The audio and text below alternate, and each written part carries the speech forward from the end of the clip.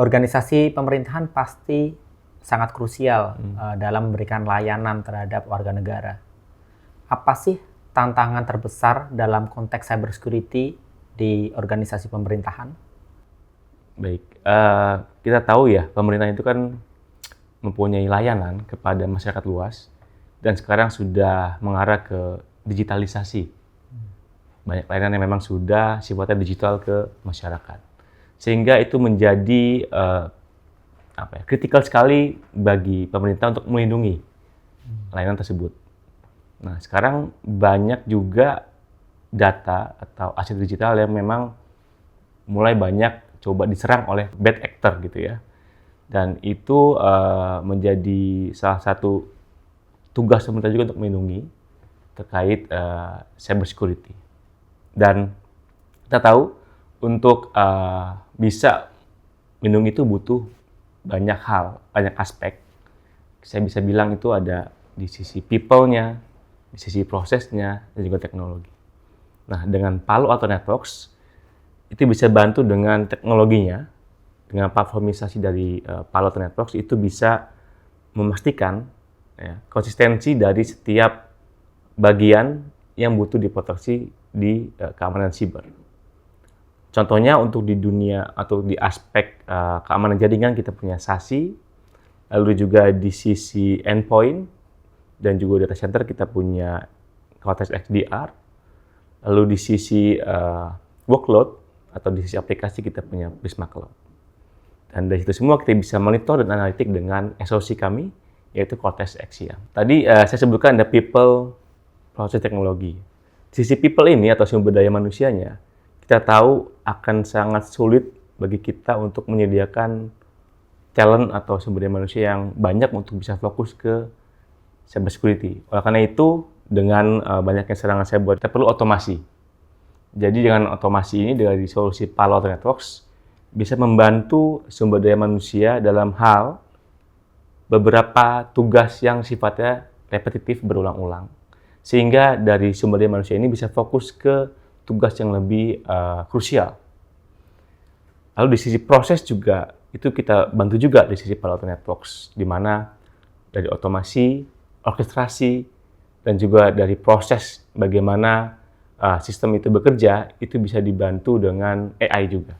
Itu Artificial Intelligence. Organisasi pemerintah pasti akan memiliki data yang sangat konfidensial atau krusial. Yeah. Bagaimana solusi dari Palo Alto Networks ini bisa digunakan tetapi masih sesuai dengan regulasi yang ada di Indonesia saat ini? Apakah Palo Alto Networks bisa membantu suatu organisasi pemerintah untuk patuh dengan regulasi tersebut? Baik. Jadi solusi dari kami Palo Alto Networks sudah tersedia laporan gitu ya, laporan yang bisa di-generate oleh konsumen atau perusahaan atau kementerian atau lembaga, di mana itu bisa langsung dipetakan ke regulasi atau compliance yang memang perlu dipenuhi. Jadi tantangan terbesar dari adopsi sistem yang berbasis cloud selama ini di pemerintahan adalah data residensi.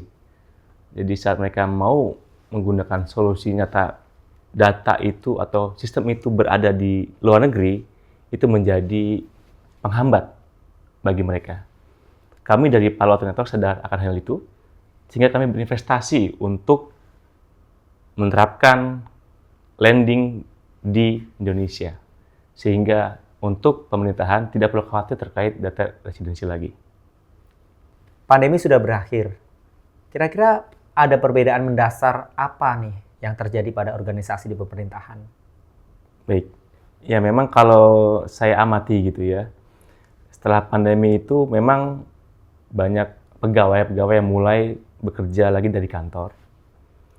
Tapi saat pandemi juga banyak dilihat manfaat dari bekerja secara mobile. Sehingga banyak kementerian, perusahaan, organisasi, dan lembaga melihat banyak benefit yang diambil dari bekerja dari anywhere. Tapi tetap juga ada aturan dan juga kebutuhan bekerja di kantor. Sehingga dibutuhkan teknologi yang bisa mengamankan metode kerja seperti itu. Jadi baik bekerja dari mobile, dari rumah, dari coffee shop gitu ya, dimanapun, ataupun dari kantor langsung. Dibutuhkan suatu sistem yang dengan single dashboard itu bisa mengamankan setiap koneksi dari berbagai macam sumber tersebut.